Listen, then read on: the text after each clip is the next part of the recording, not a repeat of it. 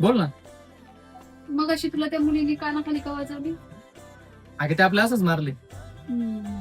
मला तुझ्याशी काहीतरी बोलायचं होतं. बोल ना. मला ना तू खूप आवडतो. काय? आणि कधीपासून आवडायला लागलो? वर्गात बघते ना मी तुला, तू किती हुशार आहेस आणि तू सगळ्यांची मदत करतो. स्वभावाने पण चांगला आहे. बरं ठीक आहे मी ना तुला नंतर सांगतो. तू जा आता.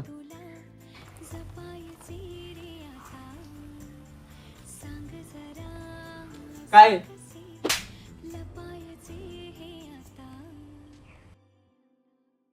मन धागा